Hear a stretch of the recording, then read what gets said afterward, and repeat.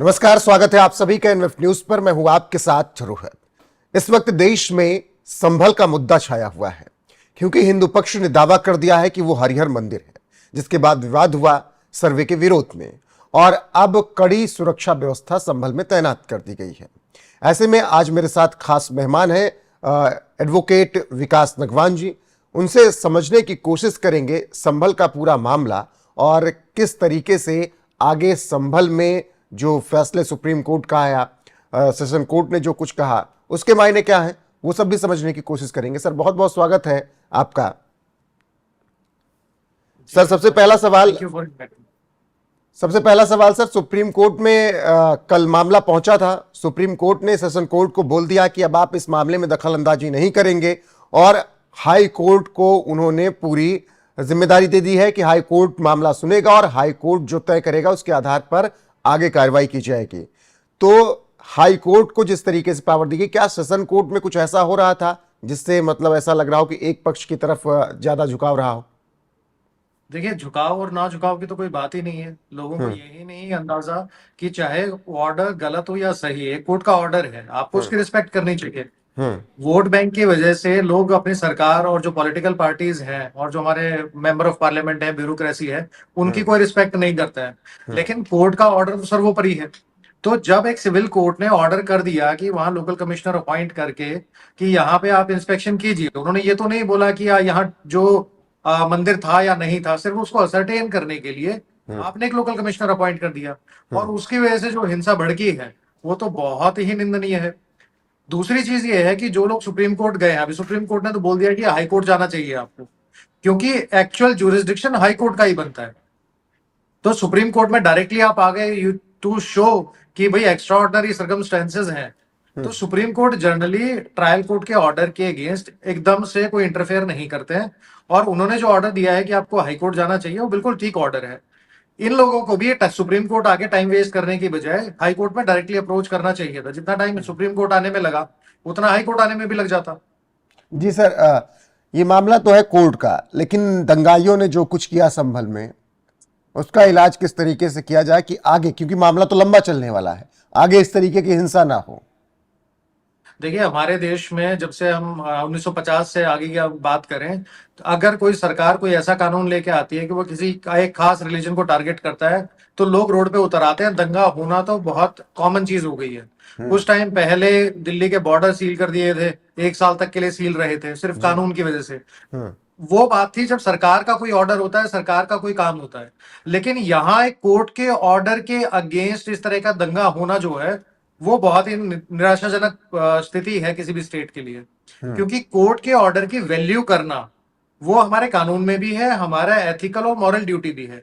एक या तो हम बोले कि हम कोर्ट के ऊपर हमारा कोई भरोसा नहीं है, और दूसरी तरफ अगर हम बोलते हैं कि भरोसा है और फिर भी दंगा हो रहा है, तो ये बहुत ही गलत है। तीसरी चीज क्या है कि जो भी दंगा जिस तरीके के हालात हुए हैं, वो बहुत ही मास्टरमाइंड तरीके से प्लान करके किया गया है। क्योंकि एक बार इंस्पेक्शन हो गई थी, जब दूसरी बार इंस्पेक्शन हो रही है, उस टाइम पे लोगों का इस तरीके से इकट्ठा होना, मुंह पे रुमाल बांध के आना और ये सब चीजें करना, वो बिना प्लानिंग के नहीं हो सकता है। और इसके लिए सरकार को जो ठोस कदम है वो उठाने चाहिए और जो कड़ी से कड़ी कार्रवाई है इस तरीके के लोगों के अगेंस्ट करनी चाहिए। ये तो लॉ एंड ऑर्डर की आपने धज्जियां उड़ा दी एक तरीके से, और स्पेशली कोर्ट ऑर्डर की। बिल्कुल। आपको क्या लगता है कि एक खास तबका, एक खास समुदाय कोर्ट के भी फैसले को मानने को तैयार नहीं? उनके पक्ष में फैसला आ गया तो ठीक है, अगर नहीं आया तो फिर उसके बाद बवाल काट देंगे। देखिए, ये आज की बात नहीं है। जब 1983 से 84 के बीच में शाहबानो का केस सुप्रीम कोर्ट आया था, तो उस टाइम भी सुप्रीम कोर्ट ने बोला था कि हर रिलीजन की महिला को अधिकार है कि आप मेंटेनेंस क्लेम कर सको। उस टाइम भी हमारे देश में 1985 के आसपास में दंगे हुए थे, ताकि, और उसके बाद 1986 में गवर्नमेंट को एक कानून लेके आना पड़ा था, ताकि वो भी सिर्फ इसलिए कि सिर्फ मुस्लिम वुमेन जो हैं उन लोगों को मेंटेनेंस का प्रोविजन कितने टाइम तक दिया जाए, सिर्फ इस वजह से कि लोग कहते हैं कि हमारा जो रिलीजन है वो खतरे में है। और तीसरी चीज क्या है कि देखिए, जो हिस्ट्री हमें पढ़ाई गई है, उस हिस्ट्री में बहुत सारी चीजें मैनिपुलेट की गई हैं। देखिए, 3 मस्जिदें थी। एक तो अयोध्या में बाबरी मस्जिद थी जो 1992 में गिरा दी गई, जिसके बाद अब राम मंदिर वाला जो इशू है वो खत्म हो चुका है। दूसरी संभल में, जिसमें अभी हरिहर टेम्पल का बोल रहे हैं कि यहाँ पे हरिहर टेम्पल को तोड़ के और उसके ऊपर मस्जिद बनाई गई। और तीसरी पानीपत में, पानीपत की मस्जिद के ऊपर अभी किस तरह का इशू नहीं है। और जो हिस्ट्री लोगों को नहीं पता है, उस हिस्ट्री को असरटेन करने के लिए अगर हमारे पास कोई, देखिए हिस्टोरिकली अगर किसी के साथ कुछ गलत हुआ है, वो ठीक होना उसका राइट है उस कम्युनिटी का, कि वो ठीक से उन लोगों को मिल सके। दूसरा, उस कम्युनिटी का, चाहे हिंदू हो या मुस्लिम हो या क्रिश्चियंस है, अगर किसी के ऊपर भी एट्रोसिटीज हुई हैं तो उनको अधिकार है जानने का कि क्या हुआ था। और हिस्टोरिकली एक नहीं है, ऐसी मतलब हजारों की संख्या में मंदिर हैं जो तोड़े गए थे तो और उनके ऊपर मस्जिदें बनाई गई। तो मस्जिद भविष्य तो में उस टाइम खाली भविष्य रोड में पे, ऐसा खाली लगता है पेड़ कि पड़ने नहीं पानीपत थे की तो मस्जिद मस्जिद। पर भी दावा ठोका जाएगा। देखिए, जब तक डॉक्यूमेंट्री एविडेंस नहीं होगा या कुछ ना कुछ चीजें ऐसी नहीं निकल के आएंगी, हम्म तब तक कुछ नहीं कह सकते। दावा ठोका जाएगा कि नहीं ठोका जाएगा अभी कुछ नहीं बताया इस चीज के बारे में। लेकिन अगर कोई डॉक्यूमेंट इस तरीके के निकल के आते हैं जिसमें पता लगता है कि यहाँ पे भी मंदिर था, तो एटलीस्ट वहां सिविल सूट फाइल किया जा सकता है और ये सर्टेन किया जा सकता है कि यहाँ मस्जिद थी, जो मस्जिद बनी है वो मंदिर तोड़ के बनी है या सिंपल तरीके से बनाई गई है। बिल्कुल। लेकिन अजमेर शरीफ दरगाह को भी अब पूरी तरीके से उस पर दावा ठोक दिया गया है। वहां के लिए आपका क्या कुछ सोचना है? देखिए, कुछ चीजें मैं आपको सही बताऊं, बिना डॉक्यूमेंट्री एविडेंस के कोर्ट में जाना, सिर्फ पब्लिसिटी के लिए कोर्ट में जाना ठीक नहीं होता है। अगर आपके पास, हमारे पास कोई ठोस डॉक्यूमेंट है, कोई ठोस दावा करने की चीजें हैं, तो कोर्ट में जाना बेटर है। अदरवाइज हम इस चीज को इनकरेज नहीं करते हैं कि आप हर जगह जाएं और हर चीज के अगेंस्ट आप केस फाइल कर दें। बिल्कुल। जाने से पहले कोर्ट को इससे फर्क नहीं पड़ता है कि एलिगेशन क्या है, कोर्ट को फर्क पड़ता है कि आपके पास प्रूफ क्या है प्रूफ क्या है? और क्या प्रूफ इकट्ठे हो सकता है। बिल्कुल। लेकिन विकास जी, संभल पर फिर लौट कर आए। हमारी टीम ग्राउंड जीरो पर पहुंची तो लोगों से जब बातचीत की तो एक बात तो ये निकल कर सामने आई कि पठान और तुर्क की वहां पर लड़ाई थी। संभल में मस्जिद के सर्वे के नाम पर दोनों गुटों ने अपना वर्चस्व कायम करने के लिए इस तरीके की घटनाएं की कि वो हिंसा में बदल गई। और फिर बदनाम विष्णु शंकर जैन को किया जा रहा है, सर्वे टीम को किया जा रहा है और हिंदू पक्ष को किया जा रहा है। देखिए, विष्णु शंकर जैन जी अब एज ए एडवोकेट अपना काम कर रहे हैं। हम्म हरिशंकर जैन जी जो प्लेंटिफ हैं वो भी एडवोकेट हैं और वो भी अपना काम कर रहे हैं। जब सरकार का कोई भी नुमाइंदा जब कोर्ट के ऑर्डर से लोकल कमिश्नर बन के जाता है, उसकी प्रोटेक्शन की जिम्मेदारी सरकार की है। और सरकार का कोई भी आदमी जब इस तरह के काम कोर्ट के ऑर्डर को इंप्लीमेंट करने के लिए जाता है, तो वो कभी भी दंगा भड़काने के लिए नहीं जाते। और सारी जो भी वो कार्रवाई करते हैं उसका डॉक्यूमेंट करके लेके आते हैं, उसको लिख के लाते हैं कि हमने कितने बजे किसके सामने क्या किया है। बाकी की जो चीजें हैं वो बहुत सारी कॉन्स्पिरेसी भी होती हैं, ताकि जो प्लेंटिफ है या जो मेजॉरिटी समुदाय के लोग हैं उनको किसी तरीके से बदनाम किया जा सके। इंटरनेशनली इशू बनाना भी जरूरी होता है बहुत बार। और कई बार लोगों को लगता है कि सिर्फ कोर्ट का ऑर्डर हो गया है तो इससे कि हमारा धर्म जो खतरे में आ जाएगा, ऐसा नहीं होता है। लोगों को मिसगाइड भी बहुत किया जाता है और कई बार लोग किसी और के इशू के चक्कर में अपनी रोटियां सेकने में लग जाते हैं।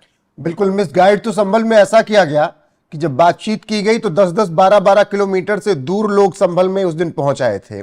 एक लड़का जो था, उसका घर अयान, उसका घर 7 या 8 किलोमीटर दूर था, जिसको गोली लगी, जिसकी मौत हो गई।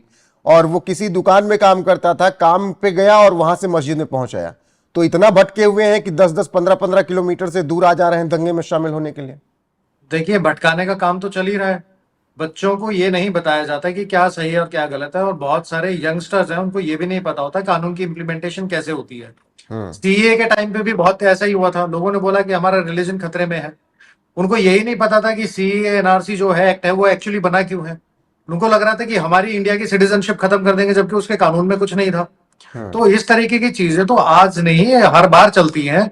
और जो यंग लोग हैं, जैसे कश्मीर के अंदर पत्थरबाजी होती थी, अब निकल के आ रहा है कि उस टाइम पे उन लोगों को भड़काया जाता था, उनको किसी भी तरीके से मैनिपुलेट किया जाता था। 500-500 रुपए देके 500-500 रुपए में पत्थरबाजी हो रही थी, लोग लड़के गोलियां खा रहे थे, लोग मर रहे थे, रोड पे खून की नदियां बह रही थी। अभी इसी तरीके से अगर जो यंगस्टर्स हैं, वो सिर्फ यूपी की बात नहीं है, हर स्टेट में चल रहा है। बहुत बड़ी कॉन्स्पिरेसी है, बहुत सारे लोग हैं जो इसमें शामिल हैं। उनके खिलाफ जो है नेशनल इन्वेस्टिगेटिंग एजेंसी है, उसको इन्वेस्टिगेट करना चाहिए, क्योंकि दीज आर इंटरनेशनल एक्टिविटीज। आने वाली जो पीढ़ी है, वो किसी भी रिलीजन की हो, जो देश के लिए काम कर सकती है, उनसे आप इस तरीके के काम करवा रहे हो कि रोड पे जाके दंगा करवा रहे हो, ताकि उनके ऊपर केस हो और आपके कुछ और काम करने लायक ना बचे वो लोग। लेकिन जब एक्शन लिया जा रहा है, जब पुलिस जवाब देना शुरू कर रही है, तो कुछ नेता कह रहे हैं कि देखो, मुस्लिमों को मार रहे हैं, गोली मार रहे हैं, उनको विक्टिम कार्ड खेला जाना शुरू कर दिया जा रहा है। देखिए, जब 70 या 80 किलोमीटर की स्पीड से पत्थर उड़ता हुआ आता है ना, उसमें और चलने वाली गोली में ज्यादा फर्क नहीं होता है। किसी पुलिस वाले के सर पे अगर कोई पत्थर लगेगा तो उसकी भी मौत हो सकती है। हम्म। अगर हम अपनी पुलिस खुद को भी अगर डिफेंड नहीं कर सकती तो वो किसी को डिफेंड नहीं कर पाएगी। हाँ, देखिए बात सिर्फ इतनी सी है कि अगर कोई सिविलियन को गोली लगती है और वो मर जाता है तो उस सिचुएशन में ह्यूमन राइट का केस बनता है, लेकिन अगर कोई पुलिस वाला मरेगा तो उस पर ह्यूमन राइट की कोई बात नहीं करता। क्या किसी पुलिस वाले किसी गवर्नमेंट ऑफिसर के परिवार नहीं होता? क्या उसके खुद के कोई बेसिक राइट नहीं है खुद को डिफेंड करने के? हम्म। बात सिर्फ इतनी सी है कि अगर कोई इलीगल काम हो रहा है हम्म। तो आदमी बोले कि यहाँ तो इलीगल चीजें चल रही हैं, इसको रोकने की जिम्मेदारी हम लोग एज ए कम्युनिटी उठा सकते हैं। लेकिन एक कोर्ट का ऑर्डर आने के बाद कोई भी लोकल कमिश्नर या कोई पुलिस वाला उसको प्रोटेक्शन दे रहा है और वो एक इंस्पेक्शन करने के लिए जा रहे हैं, वो एक लीगल काम है। और लीगल काम करने का में अगर आप बाधा उत्पन्न करेंगे तो उसके बाद पुलिस को भी पूरा राइट है और खुद को डिफेंड करने का। बिल्कुल पूरा राइट है, और इसी वजह से अभी संभल में स्थितियां काबू में हैं, क्योंकि सीएम योगी आदित्यनाथ भी पूरी तरीके से सख्त हैं और इस फैसले पर, इस मामले पर नजरें बनाए हुए हैं। आखिरी सवाल विकास जी आपसे, आपको क्या लगता है कि अगर सत्ता किसी और के हाथ में होती, मुख्यमंत्री कोई और होता, तो अभी तक उत्तर प्रदेश दंगों की आग में झुलस चुका होता?